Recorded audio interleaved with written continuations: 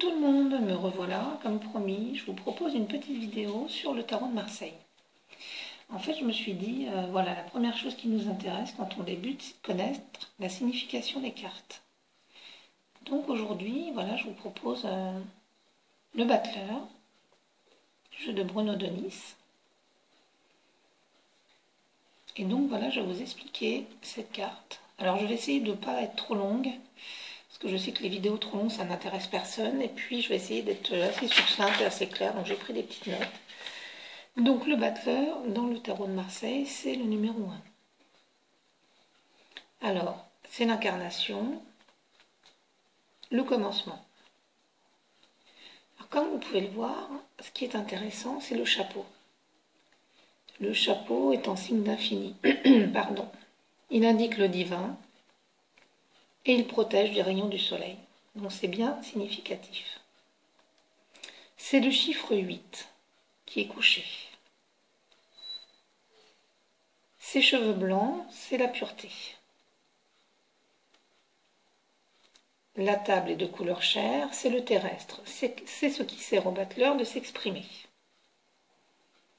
Alors, nous allons passer au bas de la carte. Il y a un pied bleu, il y a un pied rouge. Le pied bleu, je vais y arriver, c'est le passif. Et le pied rouge, donc, c'est l'actif. C'est donc l'envie, le choix d'avancer ou non dans sa vie, le battleur. C'est une carte très importante. Quand on a le battleur qui arrive dans un tirage, c'est vraiment plutôt pour moi bon signe, c'est signe de renouveau. Alors vous voyez, dans sa main, il a une petite baguette, un côté rouge, un côté bleu, toujours le passif et l'actif. C'est une carte très très colorée, donc le bras, c'est l'activité, le pouvoir. Et puis avec cette petite baguette, on a l'impression qu'il peut décider de taper cette baguette, d'avancer, de faire des choses. Alors les dés, bien sûr, il y a des petits dés sur la carte, je ne sais pas si vous allez les voir. Pas évident peut-être. Des petits dés, des pions, ça dépend des cartes. Hein. Là en fait, c'est plutôt des petites pièces. Mais j'ai d'autres jeux, on voit bien, je vais pouvoir vous les montrer, excusez-moi, je vais passer devant la caméra.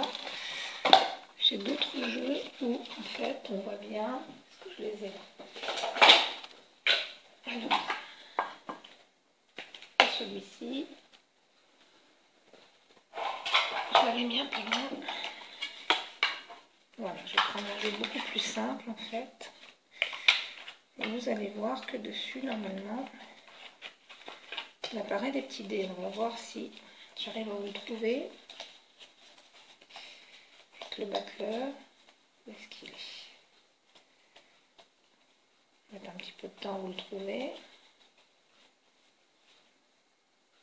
Oui, alors là, c'est encore une signification du battleur qui est particulière. C'est pas des dés non plus, hein, mais en général, c'est vraiment à peu près toutes les mêmes. Donc, bon, voilà, normalement, c'est des dés. Et les dés, en fait, c'est les jeux de chance, le hasard, la destinée. Donc, en fait, le battleur, eh bien, il indique quelque chose de tout simple, hein, quand vous le prenez comme ça. C'est le départ, c'est la naissance, le début, la jeunesse, la gaieté et la nouveauté. Voilà, dans le sens général, j'entends bien. Mais pour les saisons, c'est le printemps. C'est aussi la liberté d'entreprise, c'est-à-dire l'envie ou non d'avancer. Alors, si vous regardez un petit peu le battleur, si on a envie de lui donner une signification courte au personnage, c'est plutôt un enfant, un ado, le fils, le jeune père, l'amant, mais aussi le beau parleur, l'artiste et le comédien. Et oui, le comédien avec ses jeux, on a l'impression vraiment qu'il se donne en spectacle. Hein. Cette carte est vraiment significative. Alors au niveau de la santé maintenant, c'est la tête, le visage, les maladies de peau, et oui, tout ce qui est éruption cutanée, les maux de tête, la nervosité aussi, mais l'acné.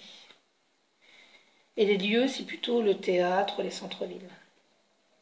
Alors cette carte symbolise l'espoir, Mais il a besoin, cette lame a besoin d'une autre lame à côté d'une autre carte pour donner un sens au tirage. Elle toute seule, vous voyez, vous le tirez, bon, si vous faites une carte par jour, vous la tirez, vous savez que dans la journée, vous allez avoir quelque chose de nouveau.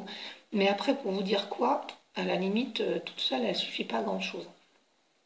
Alors c'est une carte que moi je vous conseille de regarder si vous avez un jeu de tarot de Marseille mais que vous êtes débutant. Alors regardez bien tous les éléments de cette carte, c'est très intéressant.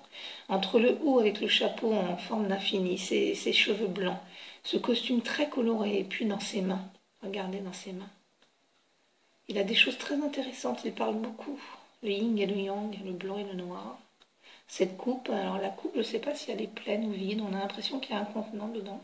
Cette plume pour écrire, ce qui dit bien que voilà, on peut écrire son avenir. Alors ce couteau n'est pas fait pour trancher, pour moi il est posé. Hein. La bourse est pleine, donc c'est intéressant. Et puis regardez entre ses jambes, il y a une petite fleur. Tout le long de cette table, il y a des choses qui montent. C'est vraiment très intéressant.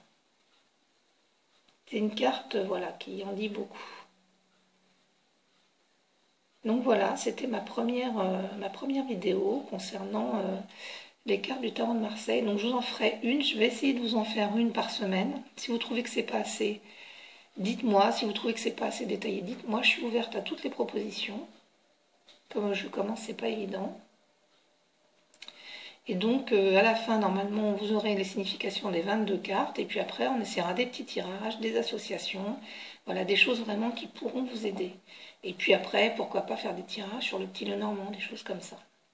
Mais le tarot de Marseille est très très intéressant parce qu'il est très, très intuitif, il donne beaucoup d'informations. En fait, au début, le tarot de Marseille, il faut que vous preniez l'habitude de le regarder. De le regarder comme beaucoup de jeux, il faut vraiment vous l'assimiler. Vous le regardez, vous observez les couleurs et puis vous vous dites, tiens, qu'est-ce qu'il y a, à quoi il me fait penser?